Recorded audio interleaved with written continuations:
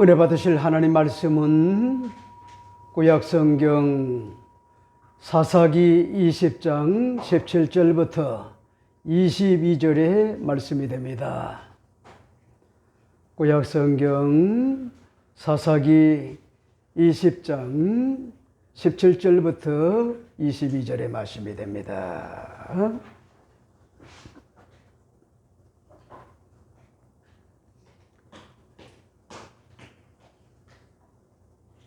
베냐민 자손 외에 이스라엘 사람으로서 칼을 빼는 자의 수는 40만 명이니 다 전사라. 이스라엘 자손이 일어나 베델로 올라가서 야벳께 여쭈어 이르되 우리 중에 누가 먼저 올라가서 베냐민 자손과 싸우리까 하니 야벳께서 말씀하시되 유다가 먼저 갈지니라 하시니라.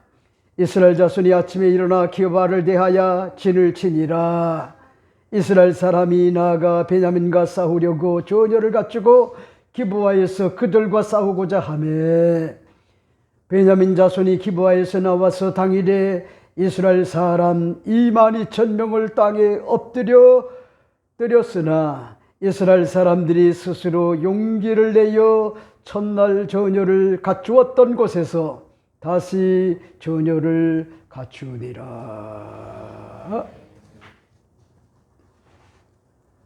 아멘.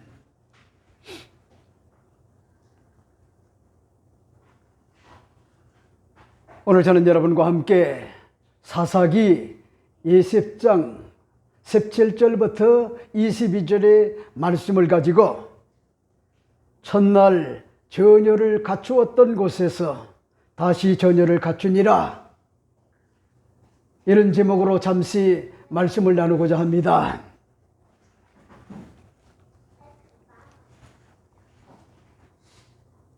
사자성어에 보면은 병가지 상사다 하는 것 같은 그런 말이 있습니다. 이 병은 군사병자요, 가는 집가자요, 죄는 우지, 그리고 상은 항상 상이요, 사는 일사자입니다. 일사자.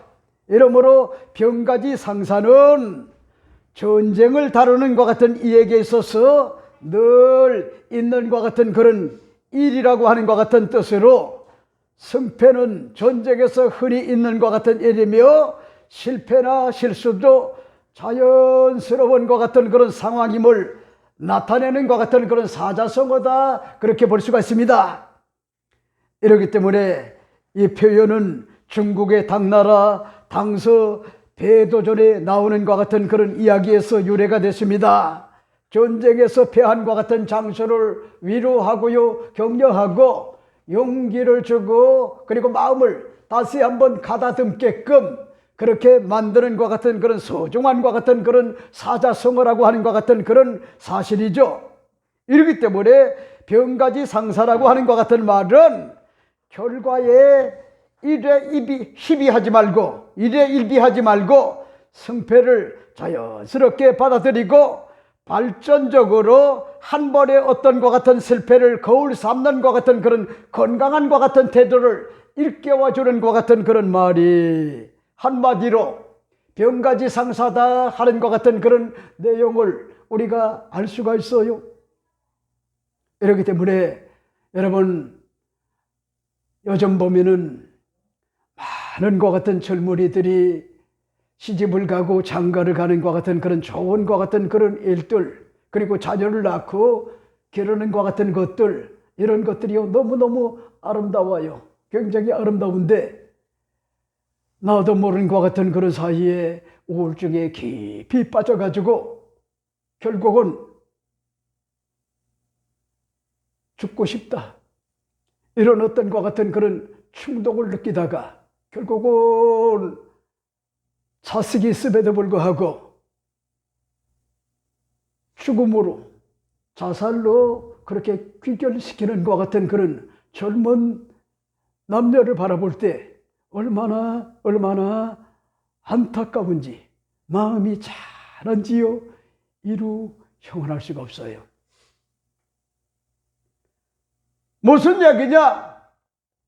인생을 살아가는 것 같은 그런 가운데 우여곡절이 있고요, 희비싸움곡절이 교차되는 많은 것 같은 그런 어려운 것 같은 그런 난관들, 장애물들이요, 인생사에 누구에게나 다 있어요.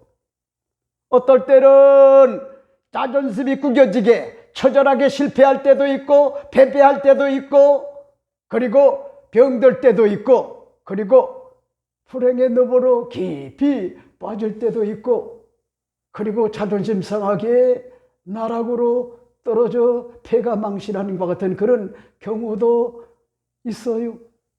한두 번 정도 그런 것들이 없는 것 같은 그런 사람은 인생의 어떤 것 같은 쓴맛 단맛을 내가 다 봤다, 이렇게 뭐랍니까? 그런 사람은 고백할 수가 없어요. 그게 인생사예요.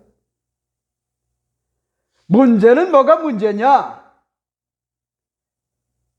그런 것들이 한두 번의 어떤 것 같은 그런 패배와 실패와 그런 거면은 불행과 나락으로 떨어지는 것 같은 폐가 망신, 이런 것들이 다가왔다 할지라도 그것을 뭐랍니까? 반면교사 삼고 나 자신을 성찰을 하고, 그리고 귀책 사유가 뭔지, 치명적 어떤 것 같은 약점이 뭔지, 이걸 뭐랍니까?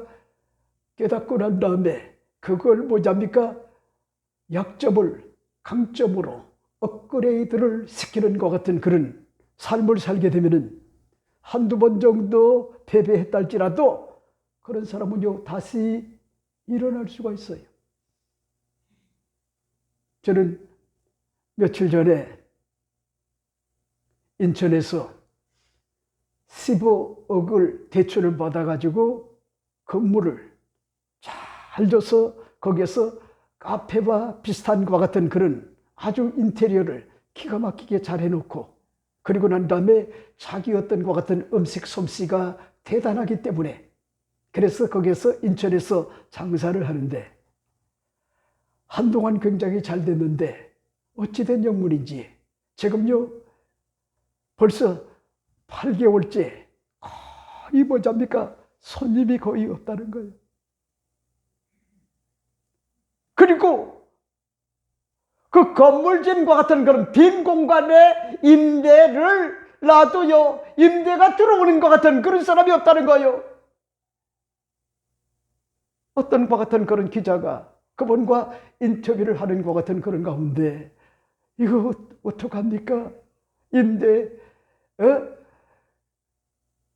이걸 경영하려고 하면은 여러 가지 돈이 들어가는 게 굉장히 많고, 가정 살림을 하려면 돈 들어가야 되고 자녀들 교육을 해야 되는데 너무나 앞이 캄캄하다는 거야. 정말 멋있게 잘 줬어요. 그리고 식당도 대단하고요. 그런가 하면은 이게 뭐 식당이 아니라 카페, 어떤 멋있는 것 같은 그런 수준이야. 그런데도 그 지역에서 여러분 비싸게 받을 수가 없기 때문에 싸게 그렇게 식사를 할 수 있게끔 그렇게 제공을 하는데도 불구하고 이와 같이 손님이 없다는 거야.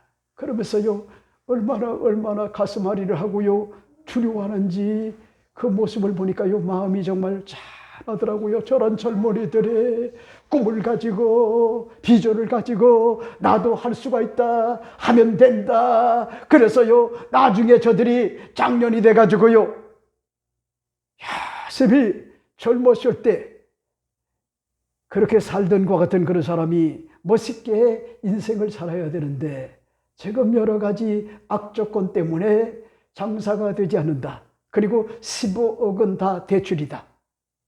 난리가 난 거야. 난리가. 근데 문제는 뭐냐?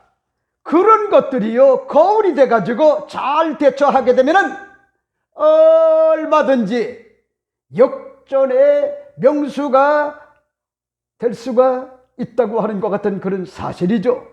이렇기 때문에 인생을 살아가는 것 같은 과정에 아무리 지혜롭고 또 뛰어난 것 같은 똑똑한 것 같은 그런 사람이라 할지라도 누구나 뭐랍니까? 실수할 수가 있고요 실패할 수가 있고요 패배할 수가 있는 것 같은 그런 일들은 어찌 보면요, 한두 번은요, 자연스러운 것 같은 일이라 해도 뭐잡니까? 과언이 아니요. 사람은 뭐잡니까? 완벽한데 매력이 있는 것이 아니라 불완전하지만은 그 불완전한 것 같은 것을 온전하신 것 같은 예수님을 닮아가지고 업그레이드를 시키며 건강한 것 같은 그런 삶의 어떤 것 같은 태도를 가지고 7번 넘어져도 8번 일어나는 것 같은 7.8기의 우일의 실학을 가지고 병가지 상사 한두 번 정도는 패배할 수가 있다. 그런 것들이 거울이 돼가지고 비장한 각오와 결심을 갖게 되면은 종국에 가서는요, 승리하는 것 같은 그런 역사가 인생사에 반드시 다가와요. 반드시. 여러분, 오늘 본문을 여러분들이 보세요. 레인의 첩이었던 것 같은 그런 그 여인은 잔혹하게 인간 말종인 베냐민 지파의 기브아의 불량배들이 누굴 잔인하게 억울하게 원통하게 그 순결을 짓밟고요, 영혼을 짓밟아 버렸어요. 그게 누구냐? 바로 베들레헴에 살았던 것 같은 유다인이란 말이요. 유다인은 12지파 가운데도 가장 군사가 많고요, 인구가 많고 병사들이요 대범한 것 같은 그런 자들인데 그 지파의 영리를 건든 거요. 영린 용서할 수가 없는 거요. 그래 보세요. 여러분, 오늘 본문에 보게 되면은 네? 유다 지파는요 반드시 보복을 하겠다. 원수를 갚아야 된다.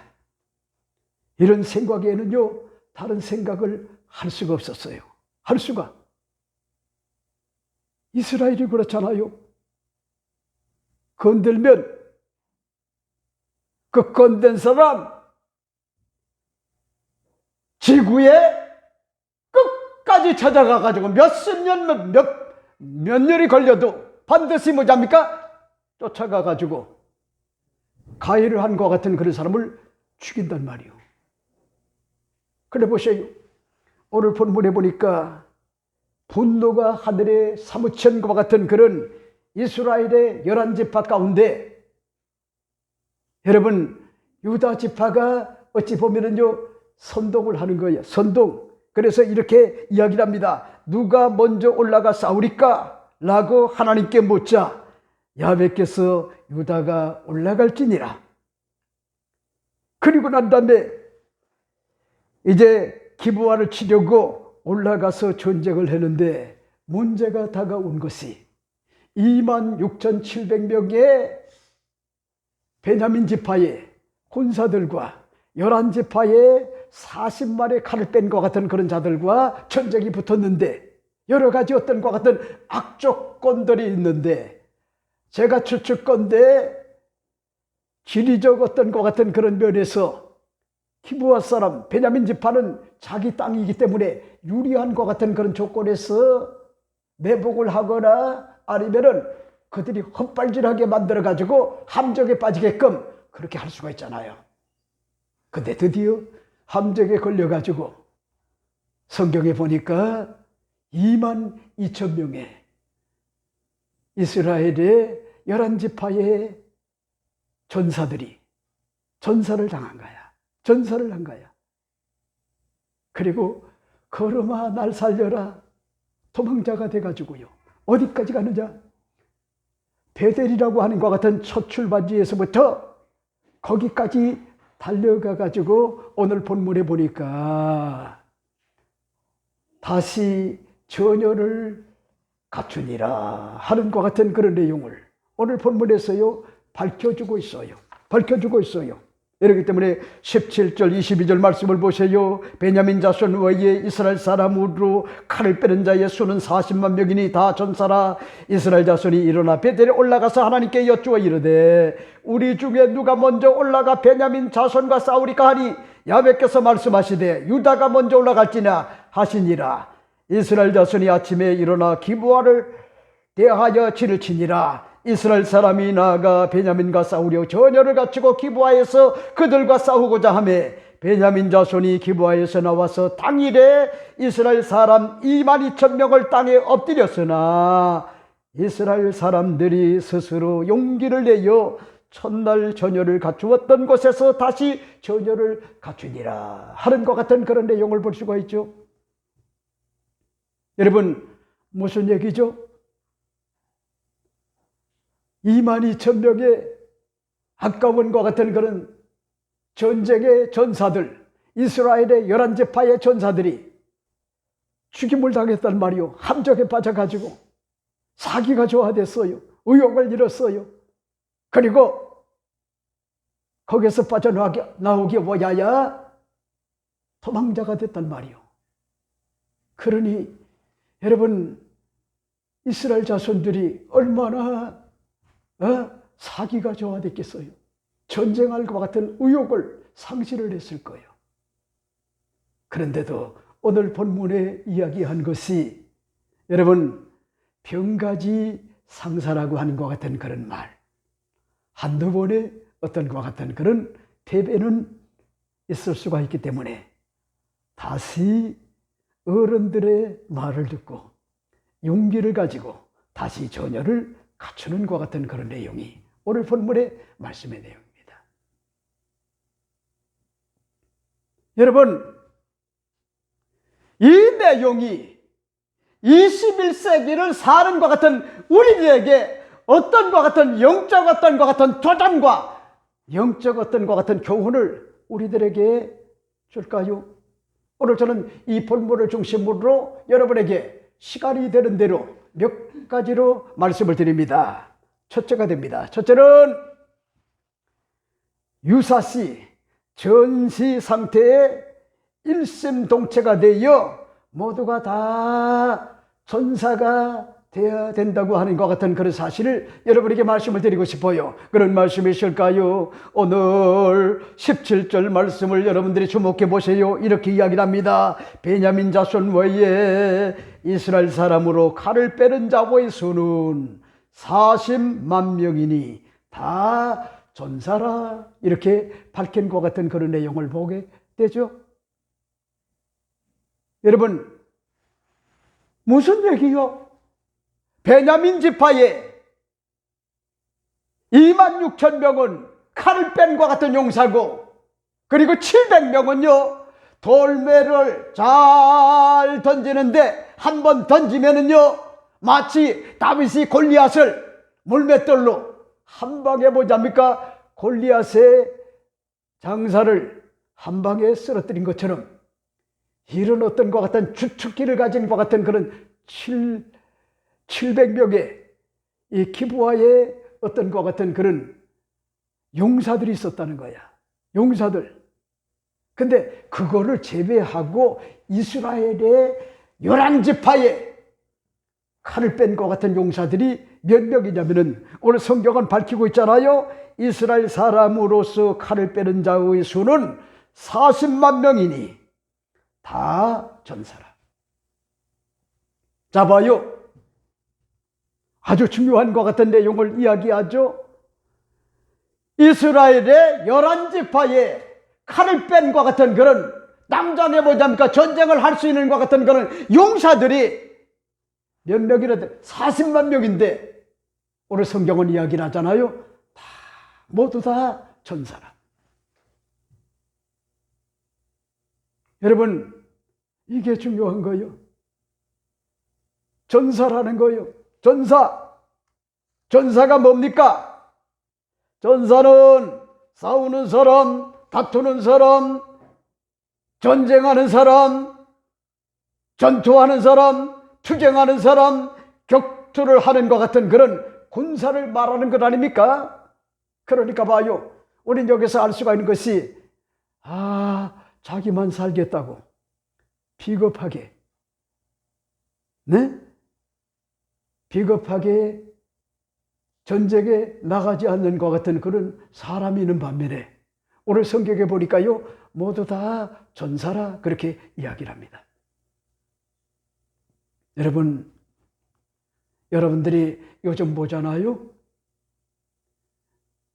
미국의 트럼프와 그리고 이스라엘과 지금 전쟁을 하는 것 같은 그런 가운데 그걸 여러분들이 근시안적 안목을 가지고 바라보지 마세요.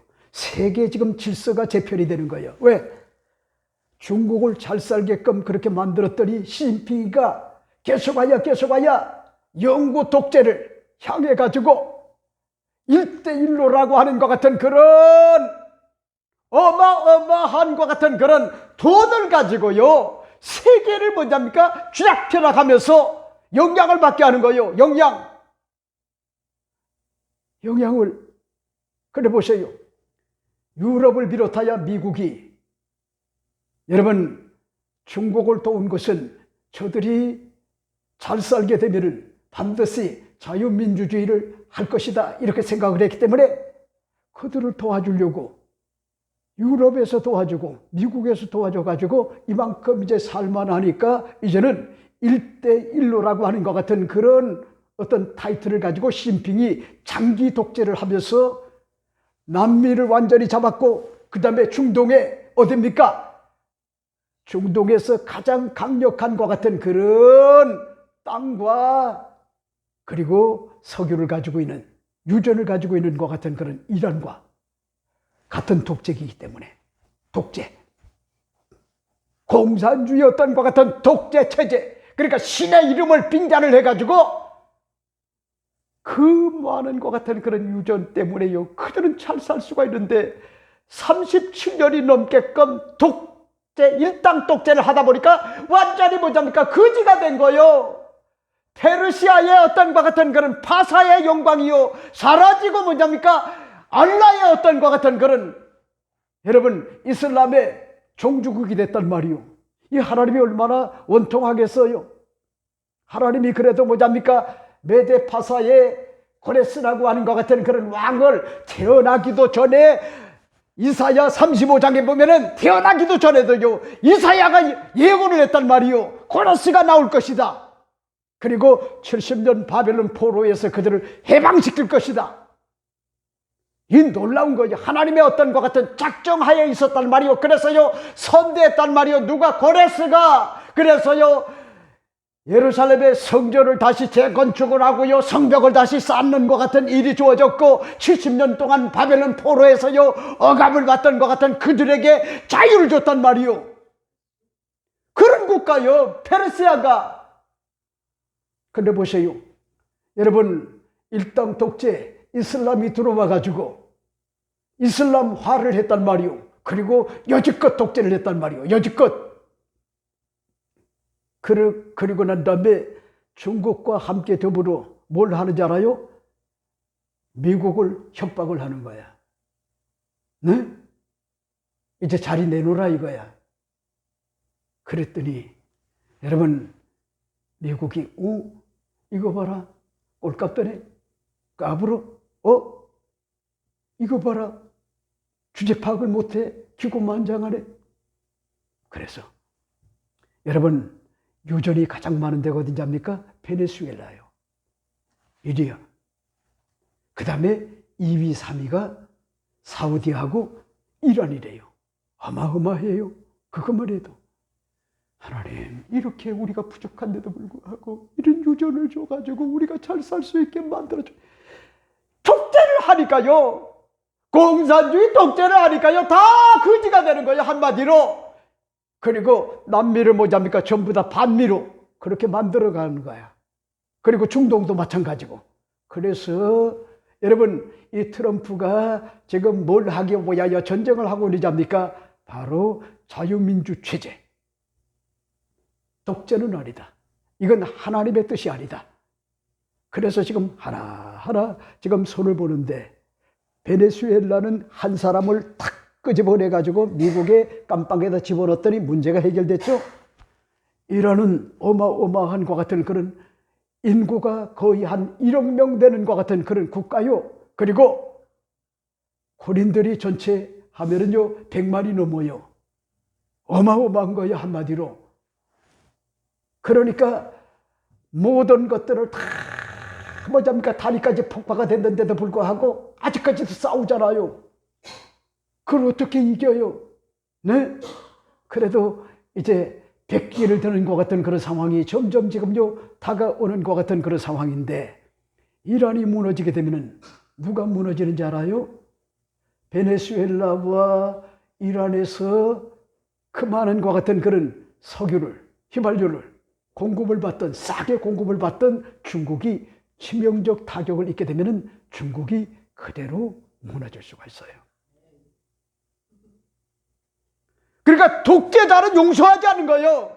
이건 하나님의 어떤 형상과 모양대로 지음을 받은 인간의 어떤 것 같은 존엄을 잃어버리고 자유민주주의를 훼손하게 되면은 용서할 수가 없는 거예요. 용서할 수가 없는 거예요. 근데 보세요.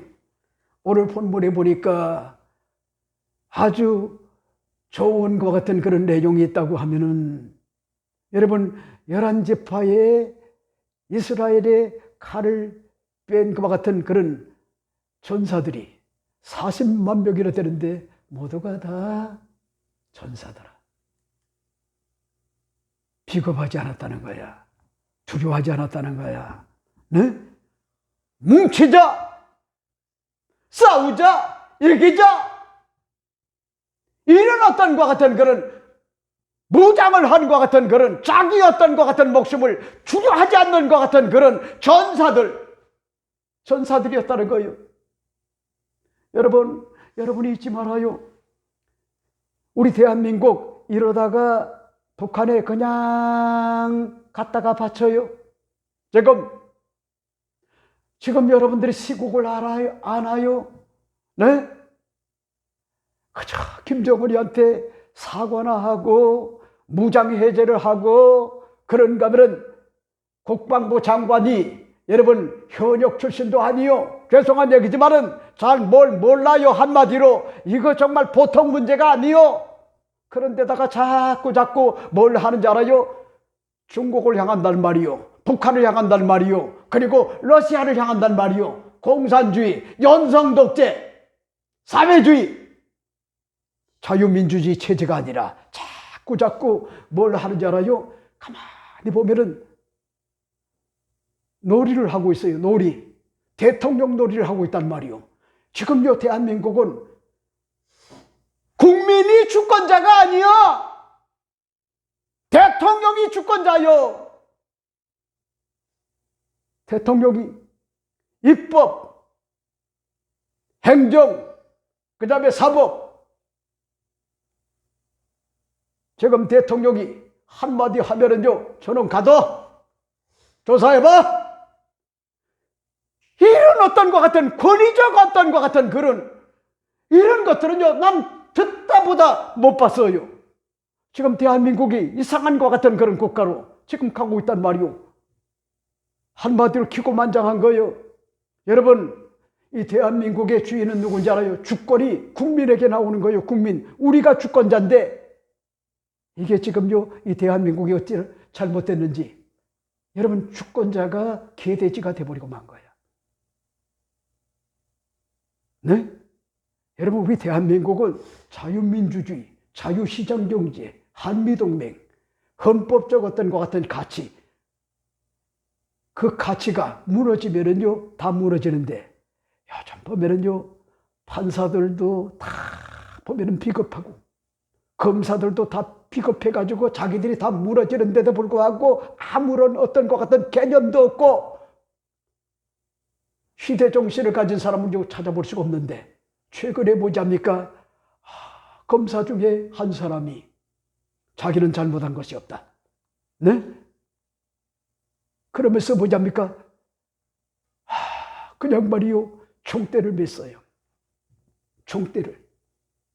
그러니까 그래도 검사 중에 쓸만한 사람이 있구나. 권력에 아부하지 않고 눈치 보지 않고 이러다가 사법이 무너진다. 근데 판사들은요 용기가 없어요. 비겁해요.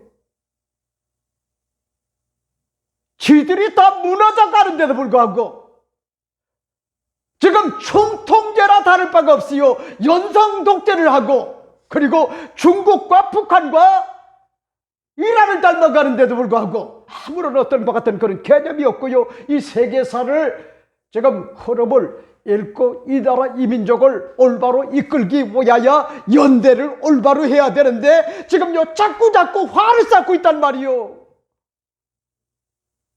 지금 쿠바는요 완전히 어떻게 되자니까 망하기 일보 직전이요. 백기를 듣는 그와 같은 그런 입장이란 말이요. 그 다음에 어디겠어요? 북한의 김정은이고 그 다음에 어디겠어요? 중국이고 그 다음에 어디겠어요?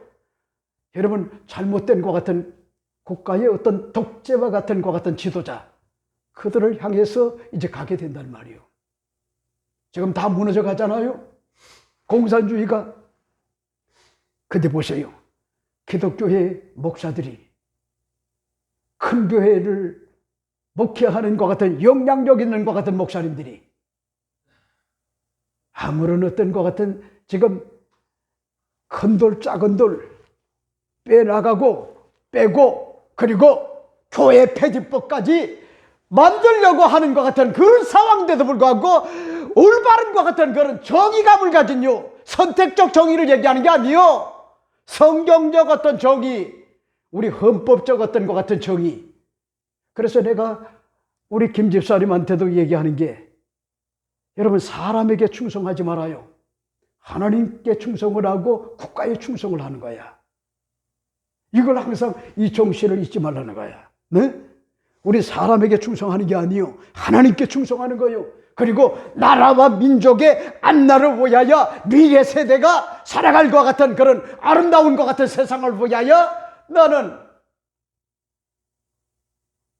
공기업에서 나라와 민족을 위하여 이렇게 살겠다. 충성을 하는 거예요. 사람이 보든 보지 않든 그게 중요한 거예요. 사람에게 충성하면 안 돼요. 맹종하면 안 돼요.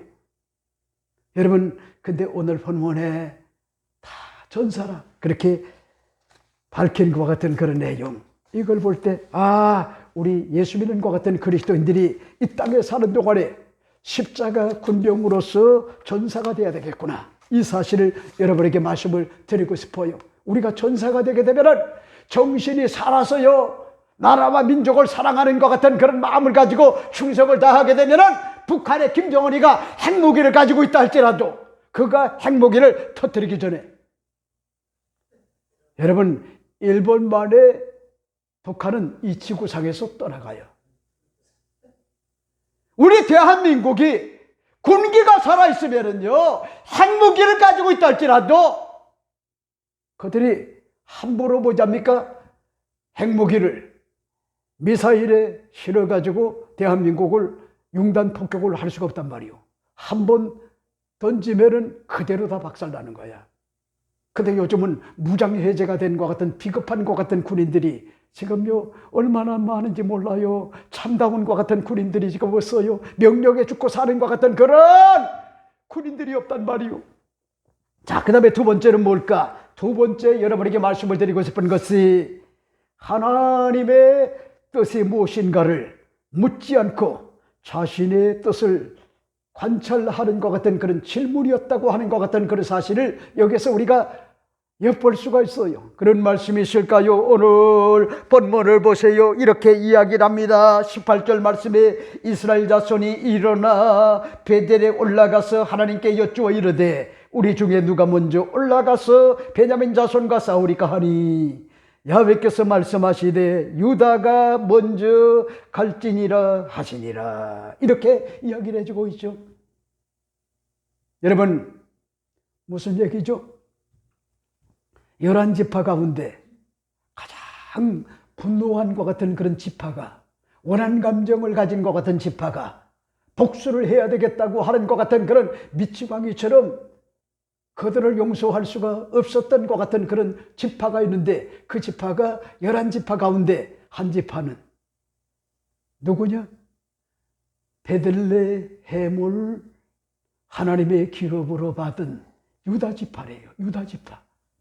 여러분 이세도 유다 지파고 그 다음에 이스라엘의 이대 왕이었던 것 같은 하나님 마음에 합했던 것 같은 다윗도 뭐잡니까? 유다 지파의 자손이래요. 예수님도 유다 지파의 자손으로 이 땅에 오셨단 말이요. 요셉도 마찬가지요. 유다 지파래요. 아니, 예수님을 아버지가 되는 것 같은 그런 분이 바로 유다 지파의 자손이란 말이에요. 근데 보세요.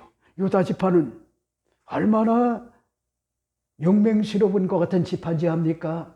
그리고요, 군사의 어떤 것 같은 숫자도 대단하고 인구 숫자도 굉장해요. 그리고 도전정신이 있어요. 여러분, 그 사실을 보여주는 것이 여호수아 14장 12절부터 이렇게 이야기를 합니다. 그날에 야훼께서 말씀하신 이 산지를 지금 내게 주소서. 당신도 그날에 들으셨거니와 그곳에는 아낙 사람이 있고 그 성읍은 크고 견고할지라도 야훼께서 나와 함께 하시면 내가 야훼께서 말씀하신 대로 그들을 쫓아내리다 하니 여호수아가 여분네 아들 갈렙을 보하여 축복하고 헤브론을 그에게 주어 기업을 삼게 하며 헤브론이 그리스 사람 여분네 아들 갈렙의 기업이 되어 오늘까지 이르렀으니 이는 그가 이스라엘 하나님 야훼를 온전히 쫓았습니다.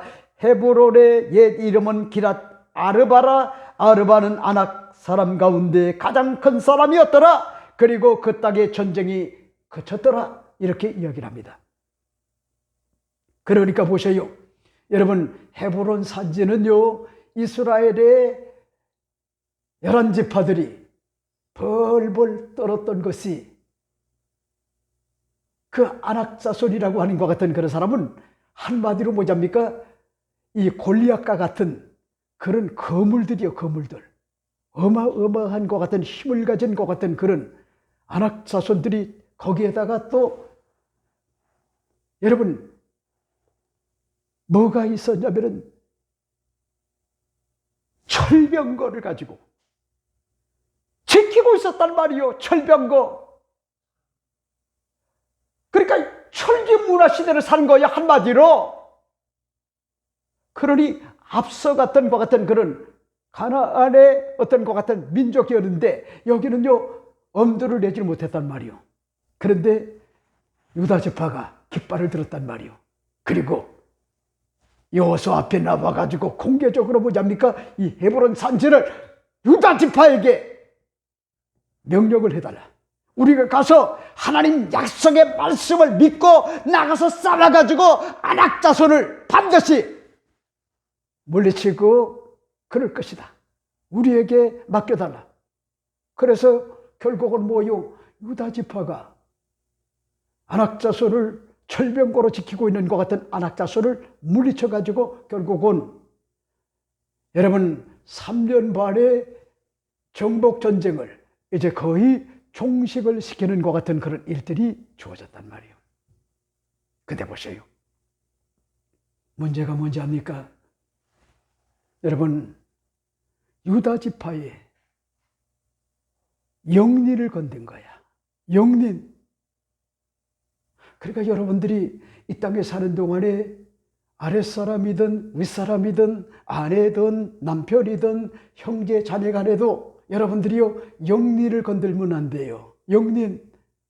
그러니까 아내가 자꾸 시집을 흉보고요 그 영린을 자꾸 건들면은 그 가정은 깨져요. 남편이 그저 시도 때도 없이 차가되게 허물을 가지고 물고 늘어지고요 자꾸 영린을 건들게 되면은 그런 것들이 결국은 나중에 폭발하면은요 견딜 수가 없게 돼요. 살 수가 없어요. 이걸 여러분들이 잊지 말아요. 그러니까 그런 말, 우리 옛말에 그런 말 있잖아요. 지렁이도 밟으면 꿈틀한다. 많이 배울 수도 있고 못 배울 수도 있고 키가 적을 수도 있고 클 수도 있고 그 다음에 학벌이 좋을 수도 있고 안 좋을 수도 있고 큰 평수에 살 수도 있고 작은 평수에 살 수도 있고 못날 수도 있고 잘날 수도 있지만은 그 사람들이 다 뭐잡니까? 인격자란 말이요. 근데요 그 사람의 어떤 것 같은 마지막 어떤 것 같은 보루에 자존심을 건들면 안 된단 말이요. 그게 영린인 거요. 영린. 그러니까 여러분 어리석고 우매한 것 같은 사람은요 자꾸 화를 자초를 해요. 영린을 건든단 말이요. 영린. 그건 부부간에도 지켜야 될 것 같은 마지노선이요. 반드시 지켜줘야 돼요. 헤어지는 건 순식간이야.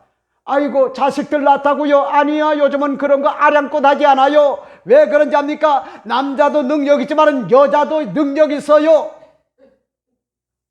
내가 가만히 요즘 생각해 보는 게 뭘 생각하는지 알아요? 야, 이거 남자가 정말 어찌 보면은요 쓸모가 없어요. 아니, 우리 김현우 집사님만 빼고. 네? 왜 그러냐? 여러분, 여자는 혼자 살아도요 자식을 이제 잉태하고 낳고 기를 수가 있어요. 그죠? 우리 이 남자들 이 벌벌 떨어야 돼, 솔직한 얘기지만은. 근데 여성은 그렇지 않아. 네? 이게 뭔 얘기인지 여러분들이 아시죠? 네? 그러니까 그 인간이 없어도 얼마든지요 자식을 낳을 수 있는 것 같은 그런 토대가 있단 말이에요. 그러니까 이 남자가 이게 어찌 보면은요 이게 정말 겸손해야지 나중에 기고만장하고 오만 꼴값을 떨다가요 다 무너질 수가 있어요. 나중에 나이 늙어가지고 저처럼 버림받지 말아요. 저는 월요일만 되면은요 아주 죽기 살기로 뭘 하는지 알아요? 충성을 다해요. 충성을. 근데 요즘은 냉장고 문을 왜 자꾸 열어놓는지. 하는 건 좋은데 또 설거지도 하면 좀 깔끔하게 해야 되는데 그렇지 못해가지고 얼마나 서름을 받지만은 그래도 내가 할 수 있는 건 이거다. 열심히 해요. 그때도 마음에 안 드는가 봐. 제발 하지 말아달라고. 그랬더니 또 큰딸 집에 갔더니 아빠 이 수건 좀 개. 야, 아빠는 수건 좀 개지 못하는데. 아이, 그것도 못해? 아이고, 큰일 났어. 빨리 해봐. 그래가지고 엄마가 데리고 살아주겠어. 그럴 때 말을 안 해서 그렇지. 여러분, 이 나이에 만약에 버림받는다고 하면 내가 어디 가겠어요? 네? 그래도 다행인 게 우리 큰딸이 아빠 우리 집에 와. 사비가 그리고 내가 우리 연아가 벌어먹일 테니까 우리 집에 와. 그게 뭔 얘기인지 알아요? 아버지가 지금 힘이 있기 때문에 쓸모가 있어. 그게 뭐냐면은 연아와 놀아줄 수가 있거든. 연아와 놀아주는 거는요 지쳐. 그네를 타도요 그냥 30분만 타는 게 아니야. 1시간 넘게 할아버지는 뒤에서 이렇게 밀어주는 게요. 이게 운동이야. 이게 운동. 근육 운동. 지쳐. 그리고 우리 연아는요 밝아가지고 세상이 아름다워가지고 살만 나는 것 같은 그런 세상이야. 재미가 있어. 이 누굴 닮았는지 모르겠어. 저 도무지. 여러분, 세상을 아름답게 봐요. 살만한 것 같은 세상이다. 그렇게 생각을 하고 아주 밝게 살아요. 여러분, 뭔 얘기하다가 지금 격길로 나가는지 모르지만은 여러분, 영린을 건든 거야. 영린. 누가? 베냐민의 기브와의 불량배들이 감히 가장 강한 것 같은 그런 유다 지파를 한 어떤 것 같은 그런 여성을 건든 거야. 죽음으로 몰고 간 거야. 이걸 용서할 수가 없는 거야. 분노했던 거야. 그래 보세요. 오늘 이 본문에 보면은 그들이 이스라엘 사람들과 합쳐서 기도했는데 뭘 얘기하는지 알아요? 이스라엘 자손이 일어나 베델로 올라가서 하나님께 여쭈어 이르되 우리 중에 누가 먼저 올라가서 베냐민 자손과 싸우리까? 그러니까 봐요. 베냐민 자손과 싸우리까? 그렇게 묻지 말고 하나님, 우리가 문제를 최소화하기 위하여 기브와 성읍의 불량배들만 콕 집어가지고 그 가해를 한과 같은 그런 사람을 우리에게 넘겨주라고 그렇게 요구했는데, 문제를 최소화하려고 했는데 이 베냐민 지파의 사람들이 기고만장해가지고 말을 듣지 않았습니다. 그런데 어떻게 우리가 베냐민 지파는 막내 지파인데 그 막내 지파와 전쟁을 합니까? 이게 있을 수가 있습니까? 우리가 어떻게 해야 됩니까?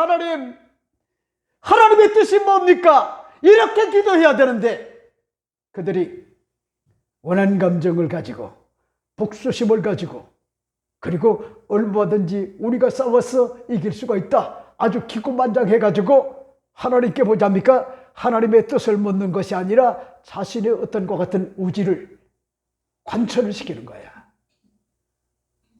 관철. 여러분들이 잊지 말아요.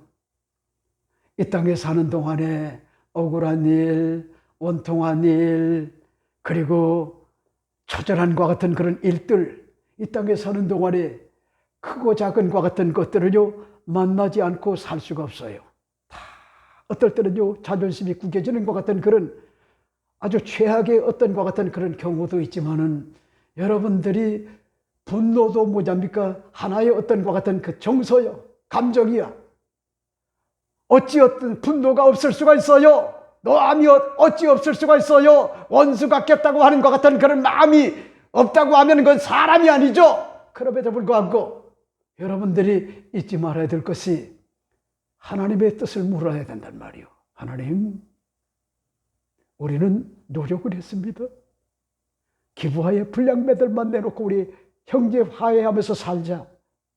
그랬는데 그들이 거부를 했습니다. 이거 어떡합니까, 하나님? 어떡할까요? 응답해 주세요.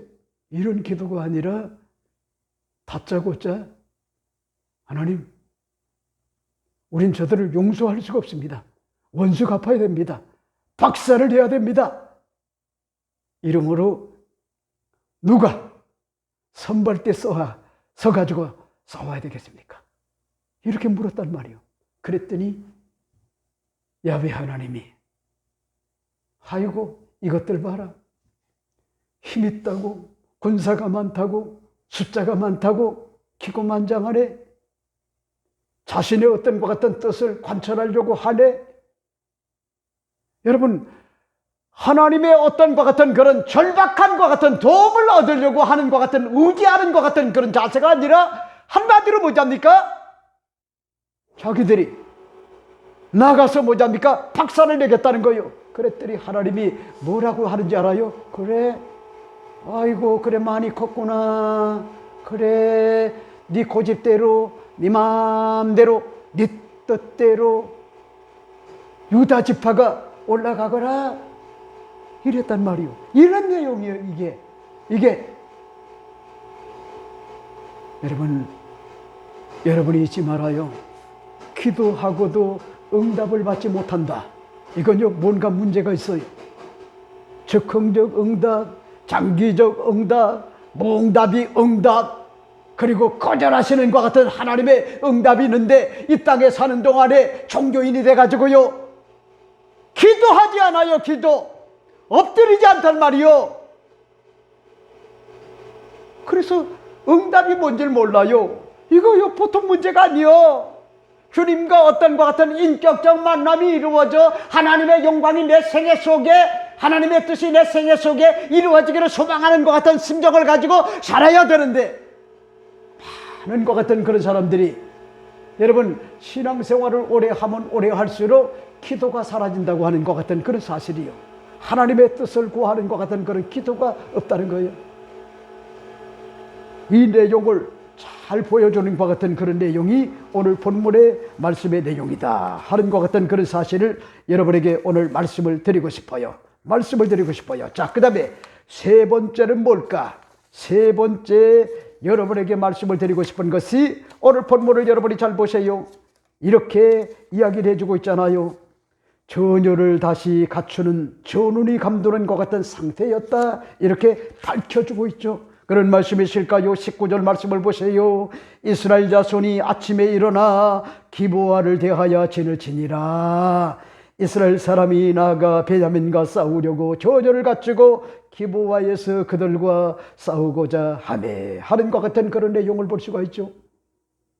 여러분, 우리 여기서 잊지 말아야 될 것이 동족 상잔의 6.25와 같은 것 같은 전쟁은 한마디로 비극이래요. 비극. 이런 것들이 다시는 이 땅에 이루어져서는 안 돼요.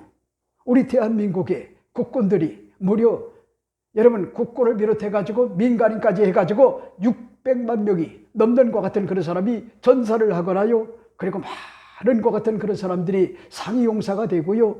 그리고 평생을 불구로 사는 것 같은 그런 사람이 있어요. 제 동기 가운데 애국자인 이 전흥훈 목사님이라고 여기도 순복음께서 같이 목회한 것 같은 목사님인데, 이분은요 나라와 민족을 사랑하는 것 같은 그런 마음을 가지고 어딜 간지 압니까? 베트남에 가가지고 고엽제 때문에 그런 것들이 나이 늙어가니까요 다가와가지고 썩어 들어가고 있는 거야.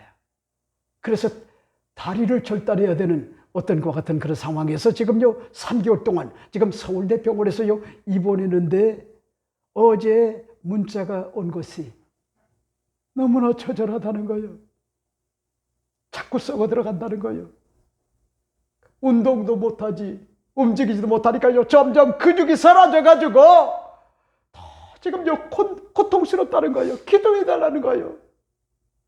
기도해달라는 거예요. 그러니까 보세요. 그런 사람들의 어떤 희생이 있었기 때문에 그게 토대가 돼가지고 이 대한민국이 경제 부국이 될 수가 있었던 거예요. 그게. 근데 그분은요 나라와 민족을 위하여 그렇게 뭐냐면 월맥에 파송이 돼가지고 그런 병을 지금 얻고요. 지금 80 지금 2살이 되는데 지금요 서울대 병원에 입원해 있는 거예요. 여러분, 동족 상잔의 어떤 것 같은 6.25와 같은 이 비극은요 일어나서는 안 돼요. 이를 악물고 전쟁을 하지 말아야 돼요. 그러면 전쟁은 그냥 지켜지느냐? 아니요. 국방력을요 튼튼히 하고요 첨단 어떤 것 같은 무기를 확보를 하고, 그리고 정예병사, 지금 대한민국이 군인이 60만이었는데 45만으로 줄었어요. 이게 큰 문제예요. 이게 북한은요 120만 명이 넘어요.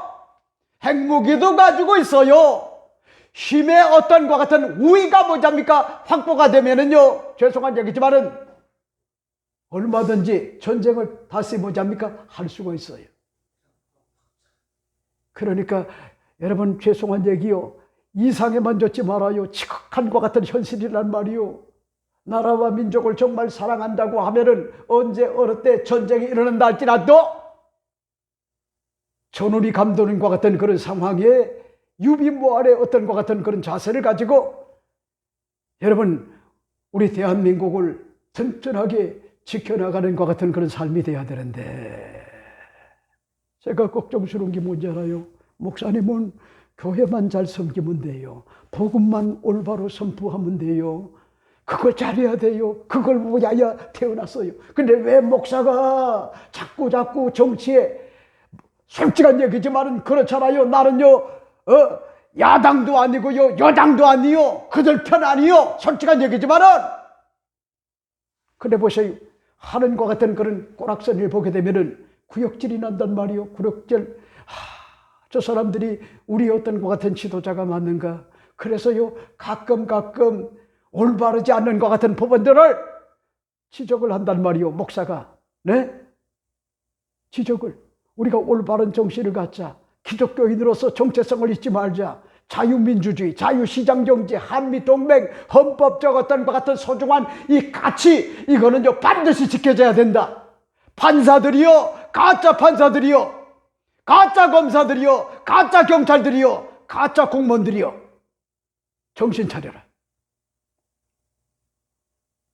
여러분, 그렇게 외칠 수밖에 없단 말이요, 목사가. 네? 그러다가요 깜빵 들어갈 수 있어요. 깜빵 잘못 보이게 되면은. 근데 그런 것들은 뭐 솔직한 얘기지만은 두렵지 않아요. 깜빵 들어가지고 열심히 성경 보면 되지. 뭘 걱정이야. 사도 바울도 깜빵에 들어갔는데, 베드로도 깜빵 들어갔는데, 여러분 선지자들은 칼로 톱으로 뭐잡니까? 배임을 당하고 순교를 했는데 뭘 걱정이요. 여러분, 마지막 네 번째가 됩니다. 네 번째, 여러분에게 말씀을 드리고 싶은 것이 전쟁에 있어서 병가지 상사의 정신을 잊지 말아야 된다. 이 사실을 잘 보여주는 것 같은 내용이 오늘 본문의 말씀입니다. 21절 22절 말씀은 이렇게 이야기를 합니다. 베냐민 자손이 기브아에서 나와서 당일에 이스라엘 사람 22,000명을 땅에 엎드렸으나 이스라엘 사람들이 스스로 용기를 내어 첫날 전열을 갖추었던 곳에서 다시 전열을 갖추니라. 이렇게 밝혀주고 있죠. 무슨 얘기죠? 이제 베냐민 지파와 40만의 어떤 것 같은 병사들과 동족 상족 간의 전쟁이 기브아에서 일어났는데, 지리적 문화적 어떤 것 같은 조건에 익숙한 것 같은 그런 베냐민 지파의 소수라 할지라도 저들이 뭐잡니까? 함정을 파가지고 올무에 걸리게 만들어가지고 무려 22,000명이 전사를 하게끔 그렇게 함으로써 베냐민 지파가 승리를 거뒀다는 거야. 그리고 자기들이 함정에 빠진 것을 알고, 여러분 40만 가운데 22,000명을 제외한 것 같은 군사들이 걸음아 날 살려라 도망자가 돼가지고 어디까지 왔느냐? 여러분 처음 장소였던 것 같은 베델로까지 도망을 갔단 말이요. 그랬더니 그들이 사기가 좋아됐단 말이요. 기가 죽었단 말이요. 그랬을 때 이스라엘의 11지파의 어른들, 지휘관들이 그들을 위로했단 말이요. 용기를 주고 소망을 줬어요. 그랬더니 그 전사들이 여러분 처절할 정도로 패배했지만 그들이 다시 전열을 갖추었다. 오늘 성경은 그렇게 이야기를 합니다. 그러니까 여러분들이 잊지 말아요. 나는 목회적으로 잘 나가는 것 같은 그런 목회도 해보고, 경기도 광주에 가가지고 망하는 것 같은 그런 목회도 해보고, 또 그런가 하면은 여기에서도 소수의 어떤 것 같은 무리를 이끌고 그 임대료를 버거운 것 같은 그런 임대료, 지금요 교회들이 다 무너져요. 중형교회도 무너지고 대형교회도 지금요 다 무너져가는 것 같은 그런 상황에, 그래도 교회를 맥을 이어가고 있는 것 같은 그런 상황에 산전수전을 다 겪고, 그 다음에 산전수전을 다 겪어본 것 같은 그런 결과 느낀 것이, 내가 비록 외골수적 목회지만은 우리 하나님만 의지하고 하나님만 바라봐야 되겠구나, 이 마음을 가지고요 목회를 하고 있단 말이에요. 왜? 그렇게 하지 않고요 사람을 바라보면은 용기를 잃어요. 절망을 해요. 왜? 우호적이지 않아요. 협조적이지 않아요. 이렇게 되면은 교회가 무너지는데도 불구하고 아랑곳 하지 않는단 말이요. 아랑곳. 그럴 때 절망과 피해를 낀단 말이요. 그러니까 사람을 보는 것이 아니라 하나님 바라보고, 까짓것 이 교회가 무너지면은 또 다른 데 가면은 우리 하나님의 대안이 있지. 난 그걸 믿어. 그래서 뭐냐입니까? 그렇게 마음을 가다듬고 목회 사역을 한단 말이에요. 목회 사역을. 이러므로 오늘 제가 여러분에게 4가지를 말씀을 드렸죠. 첫째는 모두가 다 전사가 되어야 된다. 전사. 응집력, 결집력을 가지고 뭉치자, 싸우자, 이기자. 결집력. 전사가, 십자가 군병이 되어야 된다는 거. 두 번째가 뭐죠? 원하는 감정, 복수심, 이런 것들을 묻지 말고, 그런 감정에 사로잡히지 말고 그걸 영적 기도로, 하나님, 형제와 전쟁을 하는 것이 하나님의 뜻입니까? 울면서 통곡을 하면서요, 그걸 위하여 하나님의 뜻을 추구를 해야 되는데 기고만장해가지고요 오만한 기도를 하고 있단 말이에요. 오만한 기도. 우리가 가면은 얼마든지 이길 수가 있다. 복수할 수가 있다. 그래. 이거 해봐, 그러면. 네? 이런 기도는요, 하나님이 응답할 수가 없어요. 그러면 세 번째가 뭐죠? 전시 상태라는 거예요. 전시 상태가. 그 다음에 마지막 4번째는 비록 한 번, 2번 패배할 수가 있어도 오히려 원래의 자리에 돌아와가지고 지도자들의 말을 듣고, 그리고 거기에서 다시 전율을 갖추는, 포기하지 않고 전혀를 갖추는 것 같은 그런 삶. 이게 뭐냐입니까? 우리 예수 믿는 그리스도인의 신앙생활이래요. 이 사실을 여러분들이 잊지 말고 이런 정신을 가지고 삶으로 이 땅에 살면서도 영혼이 잘됨같이 범사가 잘 되고 강건한 하늘의 큰 복을 받고 예수 믿은 것 받은 지가 많다고 찬양이 일평생에 간증되는 것 같은 그런 승리의 계가가 꼭 되시기를 주 이름으로 부탁을 드립니다. 기도하겠습니다.